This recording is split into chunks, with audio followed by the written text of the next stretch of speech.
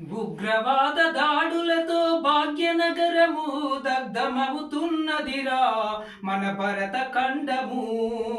ఉన్మాదుల వేటకు గురై నగరము ఊపిరొదులుతున్నదో శాంతి పావురము. నరాంతకుల చెరలో నలుగుతున్నది, నెత్తుటేరులో నిత్యం మునుగుతున్నది, బాంబుల మోతలతోని వణుకుతున్నది, భయంతో బ్రతుకుతున్నది. ఉగ్రవాద దాడులతో భాగ్యనగరము దగ్ధమవుతున్నదిరా మన భరత ఖండము.